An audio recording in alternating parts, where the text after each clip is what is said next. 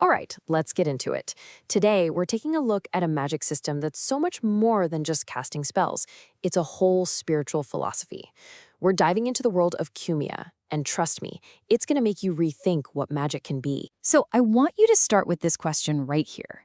Just for a second, forget the wands, the robes, all the usual stuff. What if magic was actually a conversation, a real dialogue with the fabric of existence? Because that's the big idea we're exploring today. So, what is Kymia really? Well, it's not just a skill you learn.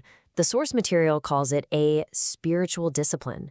This isn't about memorizing some fancy words to make a book float. No, it's about understanding that you're part of this huge, energetic system and then learning how to, interact with it. And that giant energetic system we just mentioned, the source of all this power, it's got a name. It's called the spiritual web. Think of the spiritual web as, well, like an invisible energetic ocean that's literally everywhere, in everything. It connects every atom, every person, every single dimension. It's this infinite tapestry. And Kymia, that's the art of reaching out, touching the threads of that tapestry and gently, or maybe not so gently, weaving them into a new design. Now, here's where it gets really interesting. Before a practitioner ever learns a single spell, they have to make a choice. And this isn't about picking your favorite color or a cool-sounding magic school. Nope.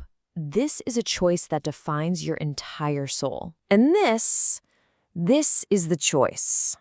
On one side, you've got Zenith. That's the principle of order, of creation, harmony, basically working with the universe's design. And on the other side, the harrowing, the principle of chaos, of destruction and decay. So it's not just good versus evil, it's a fundamental choice.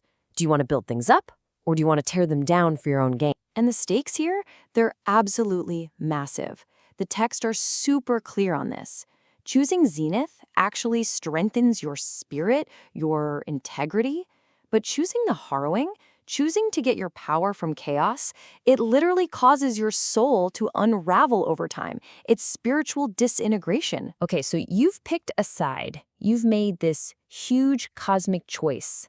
How do you go from that to actually doing magic?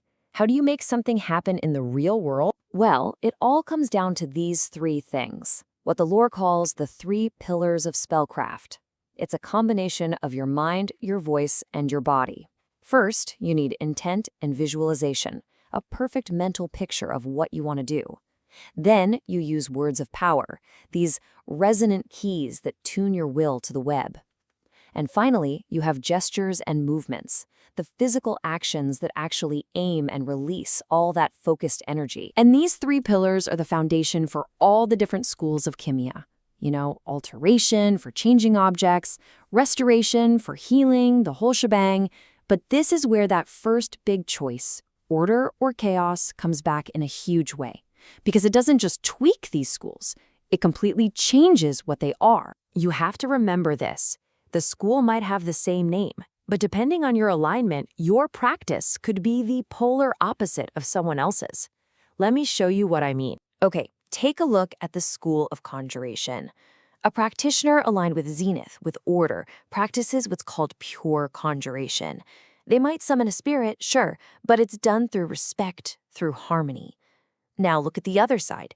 Someone aligned with the harrowing takes that same school and twists it into necromancy, forcing the dead back into their bodies, compelling them into service.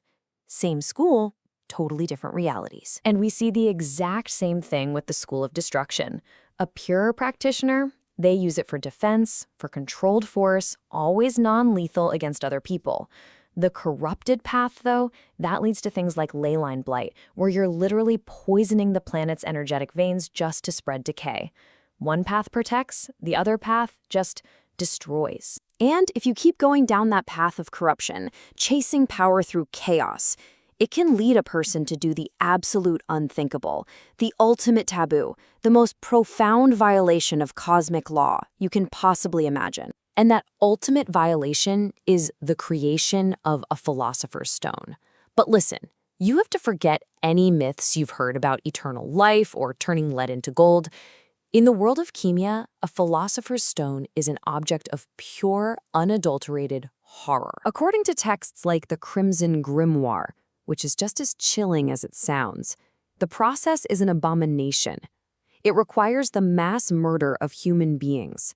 Their souls are then forcibly ripped away from where they're supposed to go and then condensed, screaming, into a single physical stone. The power it holds is literally born from mass suffering. Yeah, the power you get from this stone is off the charts. But the price, it's everything. Your own soul becomes so corrupted, so twisted, that your connection to Zenith, to that light of creation, is just gone, severed, forever. There's no coming back from that. So at the end of the day, that's what Kymia is all about. From the very first step, it's about choice, harmony or chaos, creation or destruction, keeping your soul intact or letting it disintegrate for power. It makes you ask a pretty serious question. What's power for? And if you held it, if you could touch that spiritual web yourself, which path would you walk?